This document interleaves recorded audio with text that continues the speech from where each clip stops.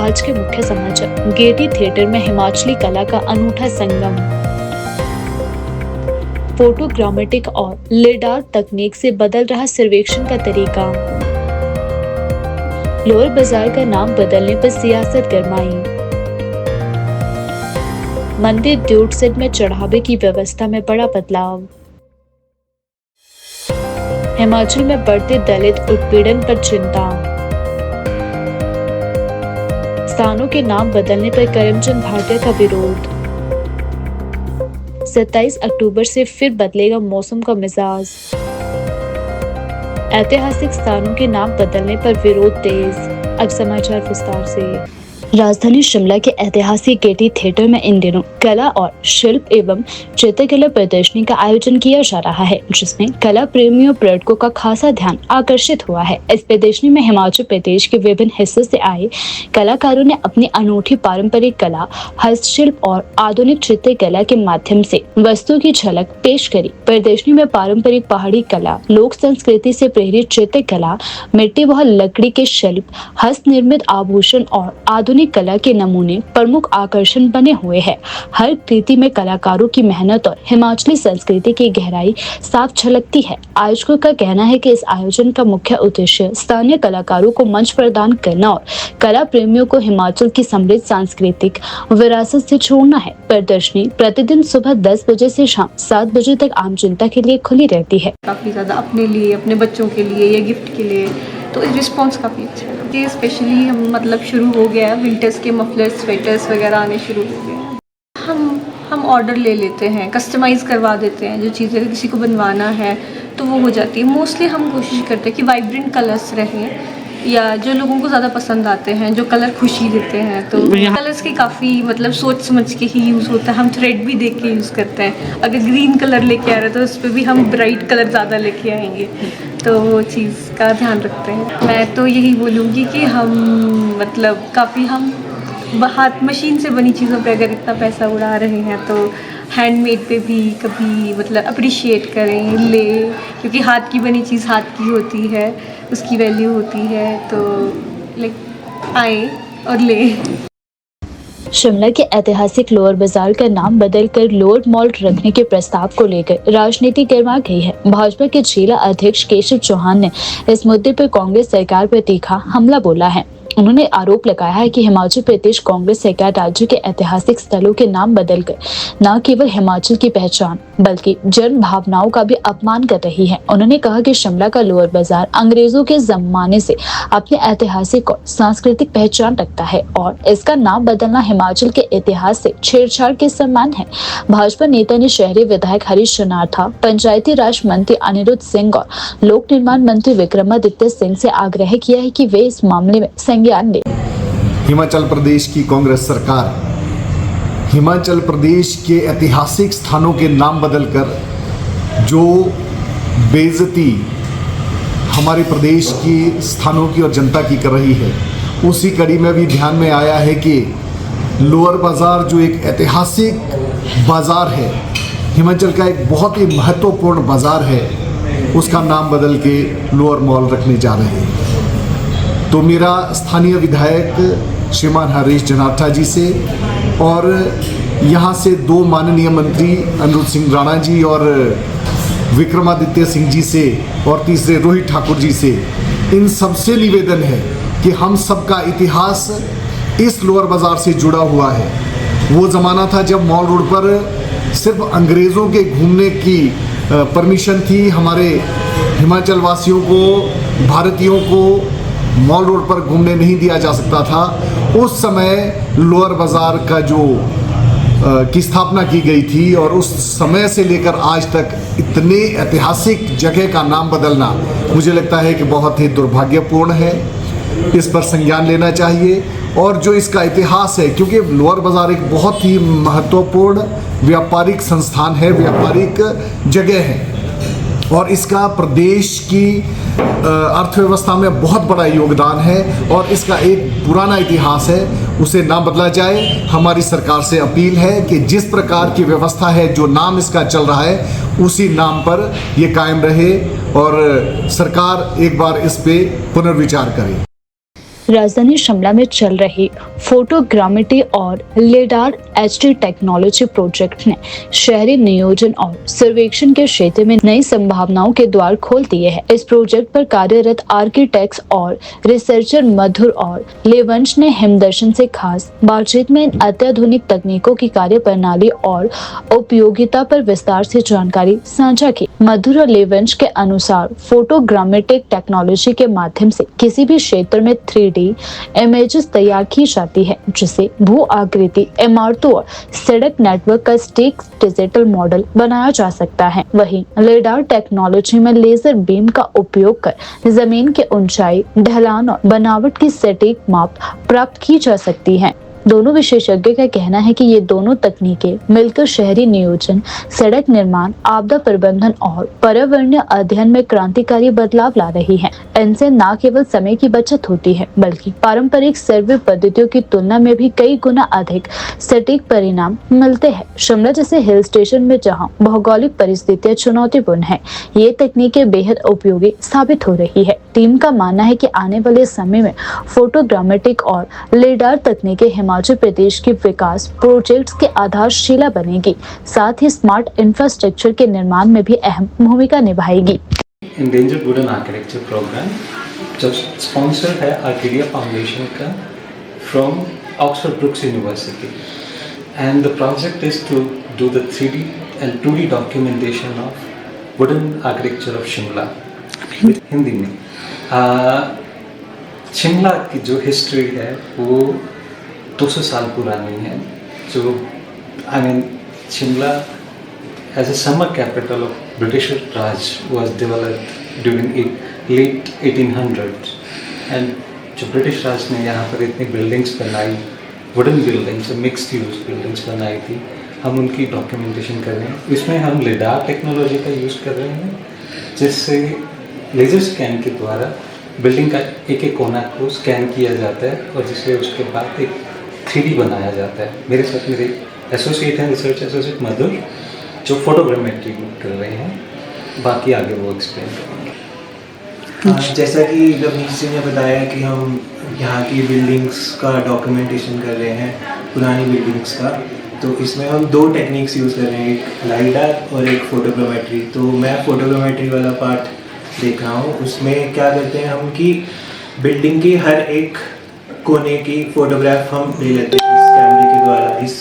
कैमरे की स्पेशलिटी ये है कि ये हाई रेजोल्यूशन कैमरा है। इसमें आप फोटोग्राफ खींचेंगे तो आप जैसे मोबाइल में खींचते हैं तो वो एकदम आपको स्क्रीन में दिखती है, जूम करेंगे तो फटती है। तो इसमें जूम करेंगे तो एकदम आपको पूरा टेक्सचर क्लैरिटी से दिखेगा। तो हम बिल्डिंग के हर एक कोने की फ़ोटोग्राफ लेते हैं, देन उसको सॉफ्टवेयर के द्वारा हम उसको प्रोसेस करके एक 3D मॉडल बनवा लेते हैं। देन फिर हम इन दोनों का जो इससे 3D मॉडल हमारा जनरेट हुआ और इससे बना, तो हम दोनों को एक कंबाइंड मॉडल के बना लेते हैं। देन फिर उसको हम आगे किसी भी यूज़ कर सकते हैं। तो जो मेन इसका यूज़ रहता है आर्काइव क्रिएट करने, archive create, digital archive, because आज जैसे टेक्नोलॉजी एडवांस हो रही है, हम वर्चुअल रियलिटी क्रिएट कर रहे हैं।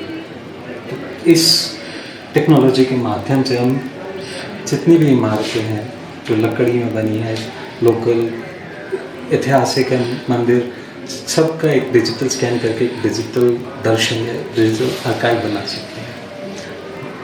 और इसके माध्यम से भविष्य में अगर खुदा न खास्ता किसी बिल्डिंग को कुछ हो जाए, उसका मूल रूप से देखा जा सकता है कि उस समय जिस समय इसका स्कैन किया गया किस शेप में थी, और अगर उसका रेप्लिका जनरेट करना है तो उसमें ये पूरी मदद करता है, क्योंकि ये 2 mm प्रिसीजन के साथ 3D मॉडल जनरेट करता है। मैम, आसान, इतना मुश्किल भी नहीं है। आपको थोड़ी ट्रेनिंग चाहिए 6 महीने की, आपको थोड़ी कंप्यूटर नॉलेज होना चाहिए, एंड अगर आपकी आर्किटेक्चर बैकग्राउंड है, if you know about architecture, then it will help you more. और जो ये स्कैनर है, ये ऐसे 360 180 degree like this, 270 like this. तो पूरा एक एक कोने को जहाँ जहाँ लेज़र जाके गिरता है वहाँ पर उसका 3D जनरेट कर देता है। इसका मैम आसान तो मतलब सीखना इतना मुश्किल नहीं है, पर इसको खरीदना बहुत है, इट्स कॉस्टली थिंग। इसके मतलब to use it you need big funds to have. प्रसिद्ध धार्मिक स्थल बाबा बालकनाथ मंदिर ड्योटसिड में चढ़ावे की गणना व्यवस्था में महत्वपूर्ण बदलाव किया गया है। मंदिर ट्रस्ट ने चढ़ावे की प्रक्रिया को अधिक पारदर्शी और सुरक्षित बनाने की दिशा में कदम उठाते हुए अब गणना के तुरंत बाद ही चढ़ावे की राशि को बैंक कर्मियों को सौंपने का निर्णय लिया है। मंदिर ट्रस्ट ने यह निर्णय 29 सितंबर को चढ़ावे की गणना में सामने आई गड़बड़ी के बाद लिया है। इससे पहले चढ़ावे की गणना के एक दिन बाद बैंक कर्मचारी मंदिर परिसर में आकर कैश एकत्र करते थे, लेकिन इस प्रक्रिया के दौरान राशि को एक रात तक मंदिर में ही रखा जाता था, जिससे गड़बड़ी की आशंका बनी रहती है। अब हर शुक्रवार और सोमवार जब चढ़ावे की गणना होती है, उसी दिन बैंक के प्रतिनिधि मंदिर में गणना कक्ष में उपस्थित रहेंगे और सीसीटीवी की निगरानी में राशि को अपने कब्जे में लेंगे। इससे न केवल पारदर्शिता बनेगी, बल्कि किसी भी संभावित अनियमितताओं पर भी अंकुश लगेगा। संदीप चंदेल मंदिर अधिकारी बाबा बालकनाथ मंदिर ट्रस्ट ने बताया कि गणना के तुरंत बाद बैंक कर्मियों को चढ़ावे की राशि सौंपने की नई व्यवस्था को लागू कर दिया गया है। यह कदम पारदर्शिता सुनिश्चित करने और मंदिर की छवि को बेहतर बनाए रखने की दिशा में उठाया गया है। मंदिर ट्रस्ट के चेयरमैन कार्यालय की ओर से हर महीने चढ़ावे की गणना के लिए ड्यूटी रोस्टर जारी किया जाता है, जिसमें ट्रस्ट के अधिकारियों और कर्मियों को जिम्मेदारी सौंपी जाती है। हालांकि ड्यूटी रोस्टर समय समय पर बदला रहता है, लेकिन अब कैश की सुरक्षा और ट्रांसफर की नई व्यवस्था स्थायी रूप से लागू कर दी गई है। सामान्य दिनों में चढ़ावे की गणना शुक्रवार और सोमवार को की जाती है, जबकि चैत्र मास मेलों जैसे विशेष अवसरों पर यह प्रक्रिया प्रतिदिन होती है।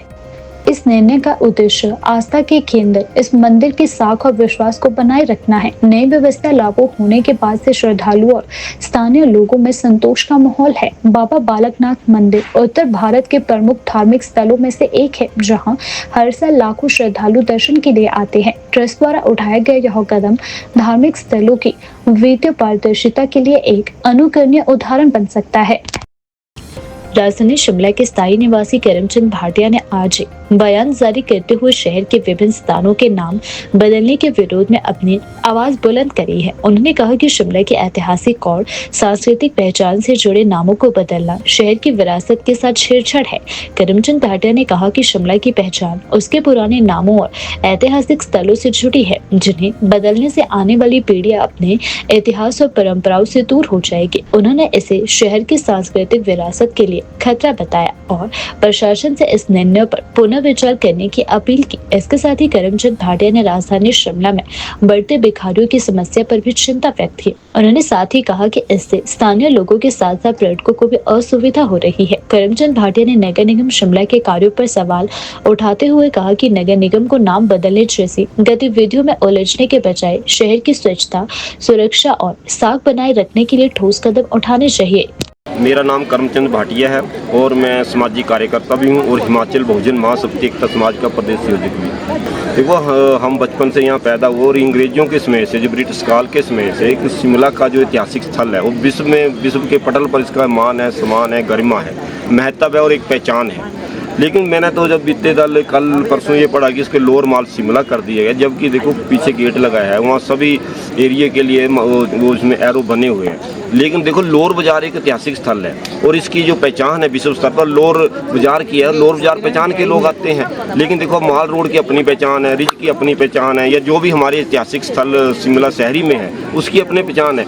लेकिन जैसे इन्होंने बीते कल अब नगर निगम ने ये बदला है या लोक निर्माण विभाग ने बदला है, राज्य सरकार ने संबंधित जिस भी विभाग ने लोअर माल शिमला किया है पूरी तरह गलत किया है। इसकी हम आपके कड़े शब्दों में विरोध प्रकट करते हैं, निंदा करते हैं, कड़ी आलोचना करते हैं और इसके ऊपर पुनः विचार होना चाहिए और लोअर बाजार का नाम लोअर बाजार ही रखा जाए।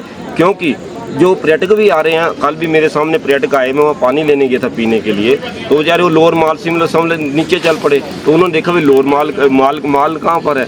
तो मतलब इसे लोग भी भ्रमित हो रहे हैं, कन्फ्यूज हो रहे हैं, लेकिन उचित नहीं है। जबकि लोअर माल रोड तो मार ले, जब लोअर माल रखने की जरूरत उसकी है क्या? जब लोअर माल रोड आपका एक ऐतिहासिक स्थल है तो लोअर बाजार की अपनी पहचान है, राम बाजार की अपनी पहचान है, ओल्ड बस स्टैंड की अपनी है, लक्कड़ बाजार की अपनी है। फिर तो आप हर स्थल का नाम बदल, छोटा शिमला की अपनी है, तो अपने अपने पहचान है। जैसे घर के परिवारों के सदस्य तो नाम बदलने से तो कुछ नहीं होता है, लेकिन लोअर बाजार जो लोग आएंगे कि लोअर बाजार शिमला में कहाँ है, तो लोअर बाजार तो लोअर बाजार है। और आज व्यापार मंडल जो है, जो हमारे 2 डबल व्यापार मंडल है, वो भी कोई कांग्रेस की गोदी का व्यापार मंडल है, कोई भाजपा की गोदी का मंडल है, तो मतलब ये तो उसकी तारीफ कर रहे हैं, लेकिन इससे लोअर माल शिमला रखने से समस्या का कोई समाधान नहीं है और ये लोअर बाजार ही रहना चाहिए। और इसको लेकर जो माल रोड के जो व्यापारी है, जो उन्होंने इसका विरोध किया है, हम उनका समर्थन करते हैं। और माल रोड के अगर व्यापारी इसको लेकर धरना प्रदर्शन करेंगे तो हम उनका हर तरह का साथ देंगे, सहयोग करेंगे और इसका लोअर बाजार ही नाम रखा जाए। देखो, जहाँ तक भिखारियों की बात की, हम हिमाचल के लोग हैं, हिमाचल के हैं, हम शिमला में रहते हैं, जब से हम रह रहे हैं, लेकिन इस शिमला जो है, नगर निगम शिमला की नाकामियों के चलते,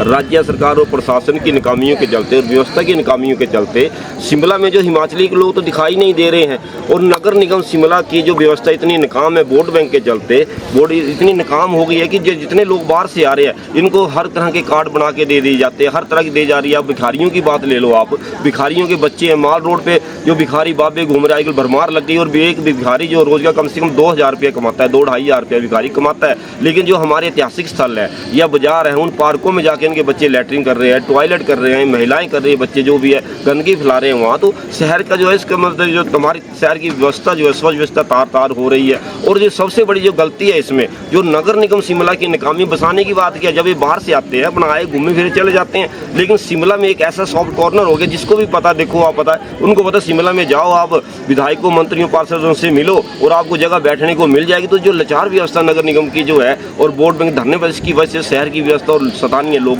बहुत बुरी तरह प्रभावित हो रहे हैं। और जो भिखारियों ने लोगों का जीना जो हराम कर दिया हुआ है, इतने बुरे हाल है। भिखारी महिलाओं को, बच्चों को पकड़ लेते हैं, महिलाओं को पकड़ लेते हैं, पर्यटकों को पकड़ लेते हैं, जो BVIP या दूसरा उनको पकड़ लेते हैं। लेकिन BVIP भी घूम रहे, वो भी इसके ऊपर कुछ नहीं कर रहे, उनको कुछ नहीं लेना है ना, वो अपने पदों के ऊपर बैठे हैं, उनको सैलरियाँ मिल रही है, तनख्वाह मिल रही है।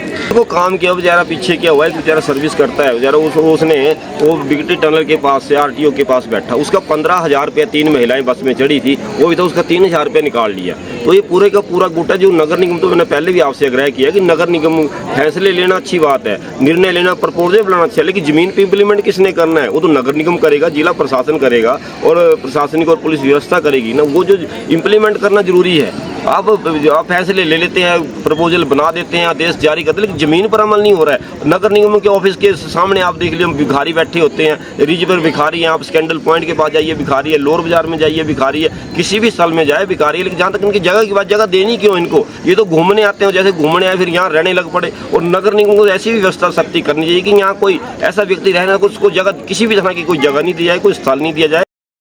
हिमाचल प्रदेश में मौसम ने एक बार फिर करवट ली है। मौसम विभाग केंद्र शिमला के अनुसार राज्य के मध्य पर्वतीय इलाकों में आज कुछ स्थानों पर बारिश होने की संभावना है, जबकि राजधानी शिमला और आसपास के क्षेत्रों में सुबह से धूप खिली हुई है। पिछले 24 घंटों के दौरान राज्य के कई हिस्सों में हल्की से मध्यम बारिश भी दर्ज की गई।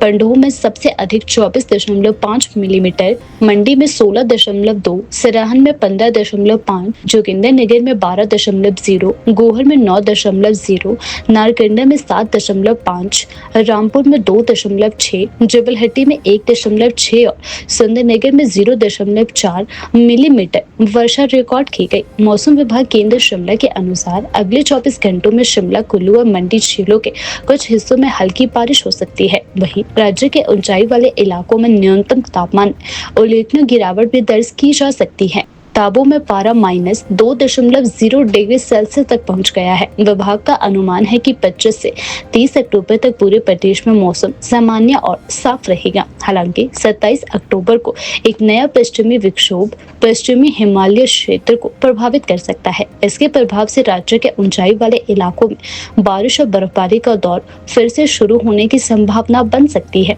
मौसम विशेषज्ञ के अनुसार अगले 2 से 3 दिनों के दौरान अधिकतम और न्यूनतम तापमान में कोई बड़ा बदलाव नहीं होगा। पर्यटकों, स्थानीय निवासियों को फिलहाल राहत भरा मौसम मिलने की उम्मीद है। राजधानी शिमला में शहर के ऐतिहासिक स्थानों के नाम बदलने के निर्णय को लेकर अब विरोध तेज हो गया है। व्यापारी संघों और स्थानीय नागरिकों ने सरकार के इस कदम पर नाराजगी जताते हुए इसे शहर की सांस्कृतिक और ऐतिहासिक पहचान पर प्रहार बताया है। व्यापारी संघ के प्रतिनिधियों ने कहा कि शिमला की पहचान उसकी सदियों पुरानी विरासत और इतिहास से है, जिसे बदलना उचित नहीं है।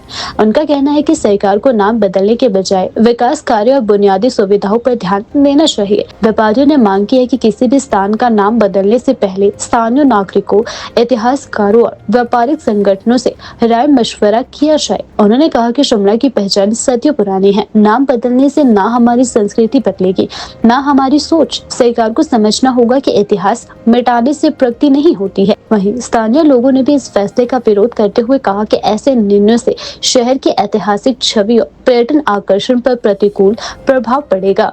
सबसे पहले आपने पूछा मेरा परिचय। माल रोड बिजनेसमैन एसोसिएशन MBA के नाम से जाने जाने वाली माल रोड के दुकानदारों की एक 40 साल पुरानी संस्था है, एसोसिएशन है, जो यदा कदा हर तरह से माल रोड के किसी तरह के भी इश्यूज़ को सरकार के द्वार तक हमेशा ज़रूरतों को लेके जाती रहती है। आपने पूछा कि माल रोड के या शिमला में के आसपास के कुछ नाम जो चेंज किए गए हैं। अभी पिछले दिनों में देखा गया कि 3-4 दिन पहले 2 माल रोड के स्थानों पर, जहां से लोअर बाज़ार और माल रोड इकट्ठे जुड़ते हैं या डिवाइड होते हैं, वहां पर 2 बोर्ड लगाए गए। उन पे लिखा गया लोअर मॉल, जबकि बाज़ार का नाम है लोअर बाज़ार। तो हमें भी बड़ी आपत्तिजनक बात ये लगी कि कब से लोअर बाज़ार को लोअर मॉल का नाम दिया गया, किसकी डिमांड पर ये सारा कार्य किया गया। तो उसके विरोध में हमने अपना एक ज्ञापन माननीय कमिश्नर साहब के नाम और माननीय MLA जनार्था जी के नाम, DC साहब अनुपम जी के नाम और इस तरह मेयर साहब हमारे सुरेंद्र चौहान जी के नाम पे कल हमने बनाया था। क्योंकि ऑफिसेज में वो नहीं अवेलेबल थे तो हमने उनको सोशल मीडिया के थ्रू ही ये भेजा था, PDF फाइल के तौर पर उनके WhatsApp नंबर पे भेजा था। तो आज हम कमिश्नर साहब से मिलके भी आए हैं। उन्होंने भी यही हमें कहा कि मुझे खुद से ये पता नहीं है कि ये किसने यहाँ लगाए हैं, जो कि उनको भी शायद पसंद नहीं आई ये बात।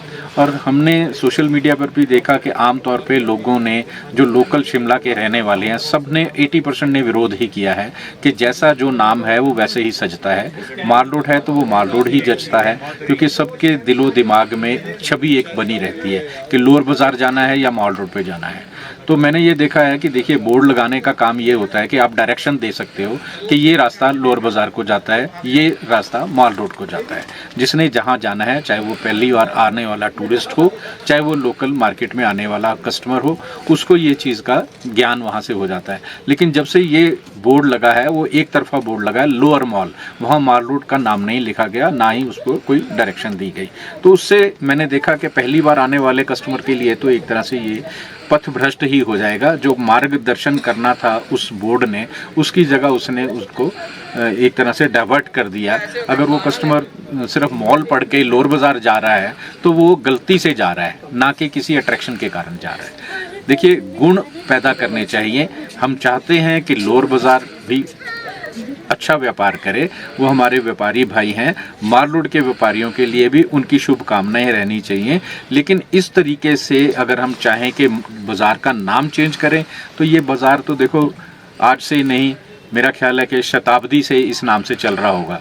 कुछ लोगों ने बताया कि नहीं जी, इसका नाम पहले लोअर मॉल होता था। हमारी होश की तो ये बात नहीं है, हम भी 60 साल की उम्र से हैं, शिमला में ही पैदा हुए हैं, लेकिन हमने कभी लोअर मॉल जैसा नाम कभी नहीं सुना।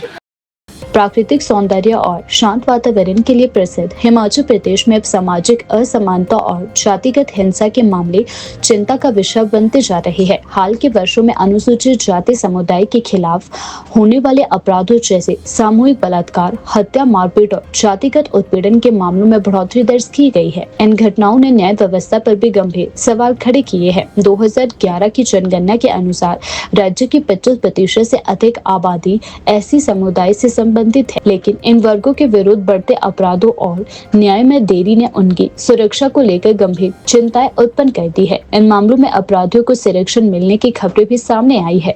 इन्हीं परिस्थितियों को देखते हुए राज्य में इन अपराधों के दोषियों पर राष्ट्रीय सुरक्षा अधिनियम NSA लागू करने की मांग जोर पकड़ रही है। विशेषज्ञों का मानना है कि NSA जैसे कठोर कानून से अपराधियों पर नकेल कसने और सामाजिक अशांति को रोकने में मदद मिलेगी। यह अधिनियम अपराधियों को बिना जमानत लंबे समय तक हिरासत में रखने की अनुमति देता है, जिससे न्याय प्रक्रिया को सशक्त किया जा सकता है। जय भीम। हिमाचल प्रदेश जो अपनी प्राकृतिक सुंदरता और शांतिपूर्ण छवि के लिए जाना जाता है, वहाँ भी सामाजिक असमानता के काले अध्याय उजागर हो रहे हैं। अनुसूचित जाति जनजाति समुदाय के लोगों के विरुद्ध होने वाले जघन्य अपराध जैसे सामूहिक बलात्कार, हत्या, मारपीट और जातिगत हिंसा न केवल मानवाधिकारों का घोर उल्लंघन है, बल्कि हमारे संवैधानिक मूल्यों पर सीधा प्रहार है। हाल के वर्षों में राज्यों में हिमाचल प्रदेश में ऐसे मामलों की संख्या में वृद्धि देखी गई है, जहां पीड़ितों को न्याय मिलने में देरी और अपराधियों को संरक्षण मिलने की खबरें आम हो गई है। यही नहीं, इनको भड़काने वाले, जातिवाद को बढ़ावा देने वाले कुछ एक लोग जो अराजकता और गुंडागर्दी करने में विश्वास रखते हैं, वह शरेआम सोशल मीडिया में आकर अनुसूचित जाति जनजाति पर अत्याचार करने की भड़काऊ भाषा बोल रहे हैं। उन पर अत्याचार करने का एक मौका ढूंढ रहे हैं। वह SC/ST एक्ट अधिनियम 1989 को खत्म करने की बात कर रहे हैं। यह स्थिति न केवल SC समुदाय की 25% से अधिक आबादी 2000 जनगणना के अनुसार को असुरक्षित बनाती है, बल्कि पूरे समाज की नैतिक चेतना को चुनौती देती है। ऐसे संदर्भ में राष्ट्रीय सुरक्षा अधिनियम NSA को इन अपराधों के दोषियों पर तत्काल प्रभाव से लागू करने की मांग उठाना स्वाभाविक है।